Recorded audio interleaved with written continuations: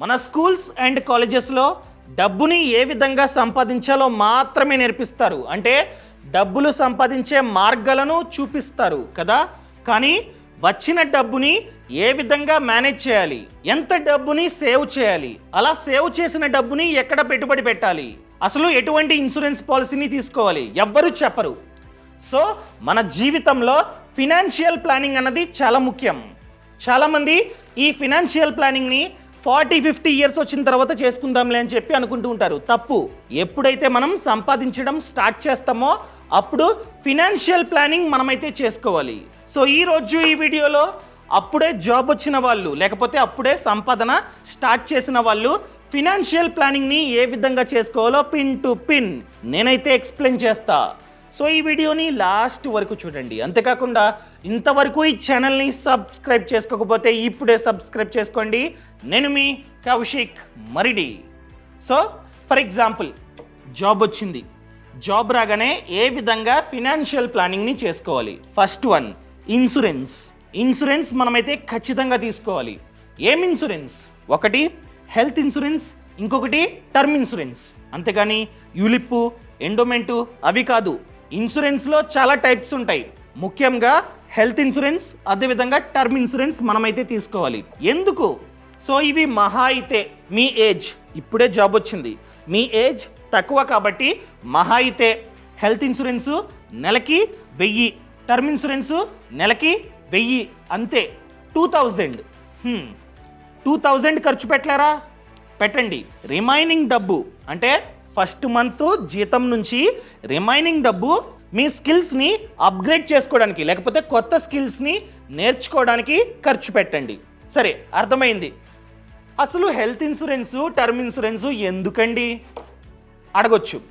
For example first month నుంచే మీరు మంచిగా stock market, mutual funds, PPF, RD ఈ విధంగా పెట్టుబడి పెట్టడం స్టార్ట్ చేశారు.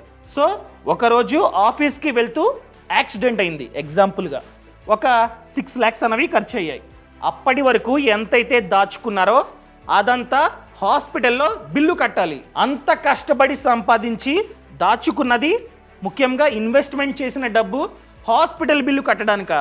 కాదు. అందుకనే ప్రతి ఒక్కరూ హెల్త్ ఇన్సూరెన్స్ పాలసీ తీసుకోవాలి. హెల్త్ ఇన్సూరెన్స్ పాలసీ తీసుకుంటే ఫర్ ఎగ్జాంపుల్ హాస్పిటల్లో 24 hours కన్నా ఎక్కువసేపు అడ్మిట్ అయ్యారు. అక్కడ ఎంతైతే ఖర్చు అవుతుందో ఆ ఖర్చు మొత్తాన్ని ఈ ఇన్సూరెన్స్ కంపెనీయే భరిస్తుంది. మన పాకెట్ నుండి మనం ₹1 కూడా ఖర్చు పెట్టాల్సిన అవసరం లేదు. క్లియర్? మీరు అడగొచ్చు, మా కంపెనీ వాళ్ళు మాకు హెల్త్ ఇన్సూరెన్స్ పాలసీ ఇచ్చారు, మళ్ళీ ఎందుకండి? సో కంపెనీలో మహా అయితే మన ఫ్యామిలీకి, మీకు పెళ్ళైతే మీ వైఫ్ ప్లస్ మీ పేరెంట్స్, మీ అందరికీ కలిపిచ్చేది మహా అయితే 2 lakhs, 3 lakhs కవరేజ్. సరిపోద్దా? ఫర్ ఎగ్జాంపుల్ యాక్సిడెంట్ అయింది, ఒక 6 lakhs ఖర్చు అయింది. మీ కంపెనీ ఇచ్చిన కవరేజ్ జస్ట్ 3 lakhs, కానీ మీకు హాస్పిటల్లో అయిన ఖర్చు 6 lakhs. అంటే 3 lakhs మీరే భరించాలి కదా. అదే ఇంకొక పాలసీ సెపరేట్గా ఉంటే, అంటే మీ కంపెనీ ఇచ్చిన ఇన్సూరెన్సు 3 lakhs కవర్ చేస్తుంది, రిమైనింగ్ 3 lakhs మీ పాలసీ కవర్ చేస్తుంది. అప్పుడు మీ పాకెట్ నుండి ఖర్చు అయ్యేది 0 కదా. అదేవిధంగా మీరు అడగొచ్చు, అవును మా కంపెనీ తక్కువ కవరేజ్ని ఇచ్చింది, మేము టాపప్ తీసుకుంటాం, టాపప్ తీసుకుంటే కవరేజ్ పెరుగుతుంది. సరే తీసుకోవచ్చు, బట్ మనం ఆ కంపెనీ మానేసాం, వేరే కంపెనీలో జాయిన్ అవుతూ ఉన్నాం. ఈ గ్యాప్లో యాక్సిడెంట్ అయింది, అప్పుడు ఆ ఖర్చంతా మనమే భరించాలి. ఎందుకంటే ఆ కంపెనీలో ఉన్నంతసేపే ఇన్సూరెన్స్ పనిచేస్తుంది, కంపెనీ నుంచి బయటికి రాగానే పనిచేయదు. ఫర్ ఎగ్జాంపుల్ ఇంకొక పాలసీ తీసుకోలే, ఆ కంపెనీస్ ఇచ్చే ఇన్సూరెన్స్నే వాడుతూ ఉన్నాం, ఫైన్. రేపు 60 years వస్తాయి, 60 years రాగానే రిటైర్మెంట్ అవుతాం, అప్పుడు సెపరేట్గా తీసుకుంటాం. కానీ ఆ టైంలో, ఆ ఏజ్లో ప్రీమియం చాలా ఎక్కువ, ప్లస్ వెయిటింగ్ పీరియడ్ చాలా ఎక్కువ.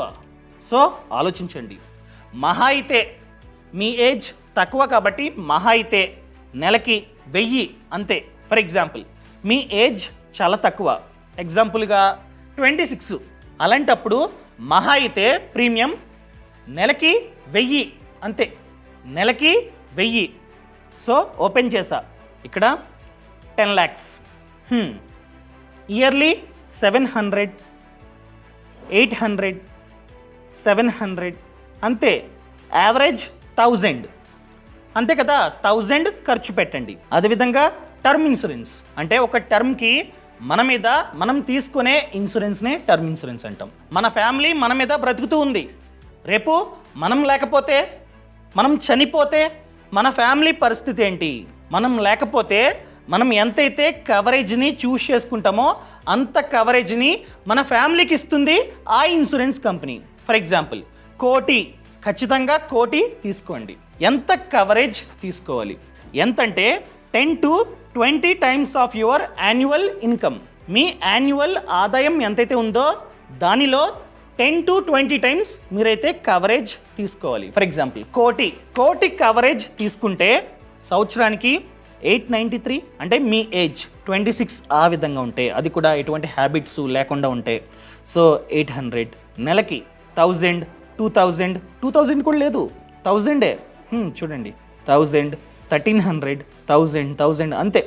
సో హెల్త్ ఇన్సూరెన్స్ 1000 ప్రతి నెల, టర్మ్ ఇన్సూరెన్స్ 1000 అది కూడా నెలకి ఫస్ట్ మంత్లోనే తీసుకోండి, 2000 అంతే. రిమైనింగ్ డబ్బు ఖర్చు పెట్టండి, ఎంజాయ్. దాంతోపాటు స్కిల్స్ చెప్పా, మీ స్కిల్స్ అప్గ్రేడ్ చేసుకోండి, లేకపోతే కొత్త స్కిల్స్ని నేర్చుకోండి. ఎందుకంటే ఇప్పుడు ఎక్కడ చూసినా ఏఐ, అది మన జాబ్స్ని రీప్లేస్ చేయకుండా ఉండాలంటే మనం స్కిల్స్లో అడ్వాన్స్గా ఉండాలి. For example IT, full stock, అది ఇది నేర్చుకోండి, చాలా సైట్స్ ఉన్నాయి. అదేవిధంగా వీడియో ఎడిటింగ్ అడ్వాన్స్ అవ్వండి, ప్రతిదీ స్కిల్స్ని అప్గ్రేడ్ చేసుకోండి. Done. First one insurance, second one skills, third one emergency fund. ఏంటి ఎమర్జెన్సీ ఫండా అంటే ఫ్యూచర్లో ఏదైనా ఎమర్జెన్సీ సిచ్యువేషన్ వస్తే ఈ ఫండ్, ఈ డబ్బుని మనమైతే యూజ్ చేసుకోవచ్చు. ఫర్ ఎగ్జాంపుల్ పాస్ట్లో కోవిడ్, చాలామందికి జాబ్ పోయింది, డబ్బు లేదు, ఎలా? అలాంటి సిచ్యువేషన్ మళ్ళీ రాకుండా ఉండాలంటే ఇప్పుడే ఎమర్జెన్సీ ఫండ్ని క్రియేట్ చేసుకోండి. ఎంత? 6 months ఆఫ్ యువర్ ఎక్స్పెన్సెస్. ఫర్ ఎగ్జాంపుల్ మీ నెలవారీ ఖర్చు 30,000, సో 30,000 into 6 ఎంత? 1,80,000. దాన్ని ఎక్కడ దాచాలి? ఎక్కడంటే ఆటో స్వీప్ ఇన్ ఎఫ్డి, అంటే మీ సేవింగ్స్ అకౌంట్లో ఒక లిమిట్ పెట్టుకోండి. ఆ లిమిట్ కన్నా ఎక్కువ డబ్బుని డిపాజిట్ చేస్తే దాని మీద ఎఫ్డి పైన ఎంతైతే వడ్డీ రేట్ ఉందో అది వర్తిస్తుంది. క్లియర్? సో బ్యాంక్ వెళ్ళి ఆటో స్వీప్ ఇన్ ఎఫ్డిని ఎనేబుల్ చేయమని చెప్పండి. లిమిట్ అడుగుతారు, చెప్పండి 50,000. సో 50,000 కన్నా ఎక్కువ డబ్బుని మీ సేవింగ్స్ అకౌంట్లో డిపాజిట్ చేస్తే ఎంతైతే ఎక్కువ డబ్బు ఉందో దానిపైన ఎఫ్డి వడ్డీ రేటు వర్తిస్తుంది. కావాల్సినప్పుడు విత్డ్రా చేసుకోవచ్చు, ఎటువంటి పెనాల్టీ ఛార్జెస్ ఉండవు. సో ఈ విధంగా ప్లాన్ చేసుకోండి. So process first one, second one, third one. ఒకవేళ ఎమర్జెన్సీ ఫండ్ అనేది క్రియేట్ అయిన తర్వాత నెక్స్ట్ ఏంటి? Next loans. ఆల్రెడీ అప్పు ఉంటే, ఫర్ ఎగ్జాంపుల్ మీ పేరెంట్స్ అప్పు చేశారు, లేకపోతే మీరే చేశారు, దాన్ని క్లియర్ చేయండి. సో ఫర్ ఎగ్జాంపుల్ 3 లోన్స్ ఉన్నాయి, ఎక్కువ వడ్డీ దేనికైతే ఉందో దాన్ని ఫస్ట్ క్లియర్ చేయాలి. ఫర్ ఎగ్జాంపుల్ 3 రూపాయల వడ్డీ అప్పు ఉంది, 3 lakhs, దాన్ని ఫస్ట్ క్లియర్ చేయడానికి ట్రై చేయండి. ఎలా? ఖర్చులను తగ్గించాలి, ప్లస్ ఎక్స్ట్రా సోర్స్ ఆఫ్ ఇన్కమ్ని క్రియేట్ చేసుకోవాలి. ఎంతైతే ఎక్స్ట్రా డబ్బు వస్తుందో దాంతో నెల నెల దాచి ఈ లోన్ని క్లియర్ చేయాలి. ఇది అయిపోయిన తర్వాత ఇంకొకటి, ఆ విధంగా ప్లాన్ చేసుకోండి. ఏ విధంగా ఎక్స్ట్రా సోర్స్ ఆఫ్ ఇన్కమ్ని క్రియేట్ చేసుకోవాలో ఆల్రెడీ వీడియో చేసా, వీడియో లింక్ అనేది కింద డిస్క్రిప్షన్లో ఉంది. క్లియర్? ఇంకా నెక్స్ట్ వన్ స్పెండింగ్, ఖర్చులను తగ్గించాలి. ఫర్ ఎగ్జాంపుల్ మంచిగా ఆదాయం వస్తుంది, ఖర్చు ఎక్కువ, ఏం లాభం? వచ్చింది వచ్చినట్లు పోతుంది. సో ఖర్చులను తగ్గించాలి. ముఖ్యంగా గ్రాసరీస్. మీరు డిమార్ట్ లేకపోతే ఎక్కడికన్నా వెళ్ళే ముందు, షాపింగ్కి వెళ్ళే ముందు ఒక లిస్టుని ప్రిపేర్ చేసుకోండి. ఇంట్లో ఏమున్నాయి, ఏం లేవు రాసుకోండి. ఏమి కావాలో అవి మాత్రమే రాసుకోండి, వాటిని మాత్రమే కొనండి. సో ఆ లిస్టు తీసుకెళ్ళి కొనండి డిమార్ట్లో.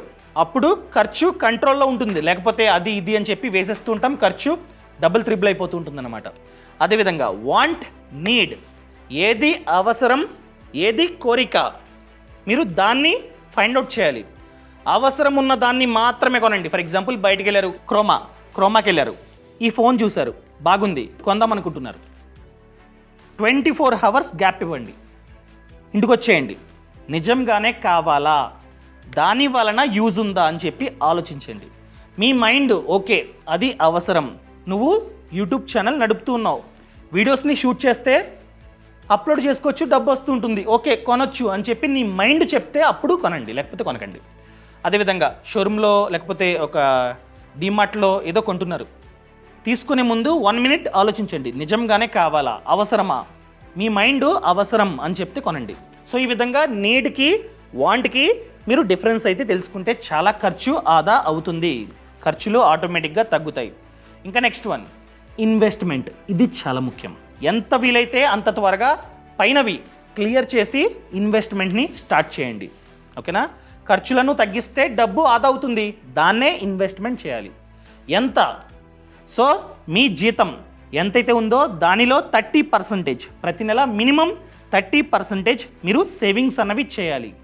ఫర్ ఎగ్జాంపుల్ జీతం 30,000, అలాంటప్పుడు 9,000 ప్రతి నెల 9,000 మీరైతే సేవ్ చేయాలి. జీతం పడగానే 9,000ని వేరే బ్యాంక్ అకౌంట్కి ట్రాన్స్ఫర్ చేయండి, ఆ 9,000ని పెట్టుబడి పెట్టండి. రిమైనింగ్ డబ్బుతో ఆ మంత్ మొత్తం బ్రతకడానికి ట్రై చేయండి. పబ్లు, పార్టీలు, సినిమాలు కామన్, ఎంజాయ్. సో ఈ 9,000ని మళ్ళీ డైవర్సిఫై చేసి పెట్టుబడి పెట్టండి. డైవర్సిఫై అంటే ఒకే చోట కాకుండా డిఫరెంట్ ఇన్వెస్ట్మెంట్ ఆప్షన్స్లో పెట్టుబడి పెడతాం. Don't put all the eggs in one basket. అర్థమైందా? సో ఎగ్జాంపుల్గా చెప్తా, 9,000 కదా, 9,000లో 4,000 మ్యూచువల్ ఫండ్, అది కూడా index funds, large cap funds బాగా రీసెర్చ్ చేసి పెట్టుబడి పెట్టండి ఎగ్జాంపుల్గా. సో ఒక 2,000 స్టాక్ మార్కెట్. ఎప్పుడు నాలెడ్జ్ ఉంటే 2,000 స్టాక్ మార్కెట్. ఎప్పుడైనా సరే 100 మైనస్ యువర్ ఏజ్. ఫర్ ఎగ్జాంపుల్ మీ ఏజ్ 25, అలాంటప్పుడు 75% మనమైతే ఈక్విటీలో పెట్టుబడి పెట్టుకోవచ్చు, అప్ టు యూ. అదేవిధంగా 1000 పీపీఎఫ్, 1000 ఆర్డి, 1000 ఎన్పిఎస్. క్లియర్? ఒకవేళ ఆడపిల్ల ఉంటే, మీకు పాప ఉంటే సుకన్య సమృద్ధి యోజన, దాన్ని కూడా ప్లాన్ చేసుకోండి. క్లియర్?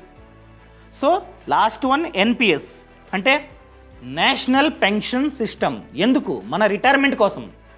కార్ కావాలంటే కార్ లోన్, ఇల్లు కావాలంటే హోమ్ లోన్, రిటైర్మెంట్కి డబ్బు కావాలంటే లేదు. సో అందుకనే ఎన్పిఎస్లో పెట్టుబడి పెట్టండి. ఏ విధంగా వర్క్ అవుతూ ఉంటుందో చూపిస్తా. ఓపెన్.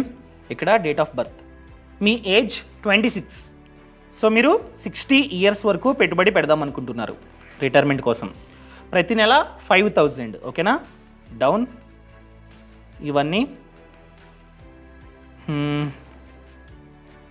Down annuity 40%. అంటే ఏంటంటే మీరు ఎంతైతే పెట్టుబడి పెడతారో 60 ఇయర్స్ వరకు మీకు వడ్డీ అనగా రిటర్న్స్ కూడా యాడ్ అవుతూ ఉంటాయి, యావరేజ్గా 10%.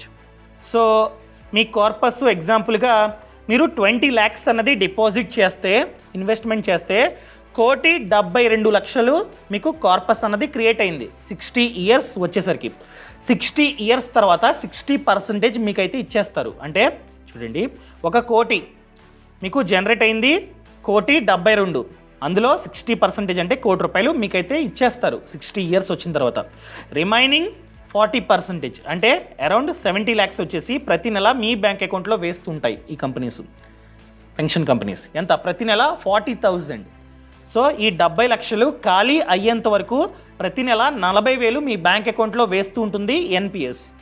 దీని గురించి స్పెషల్గా వీడియో చేసా, చూడండి. సో రిటైర్మెంట్కి ఇదన్నమాట. ఈ విధంగా మనం రిటైర్మెంట్ కోసం కూడా మనమైతే ప్లాన్ చేసుకోవాలి. క్లియర్?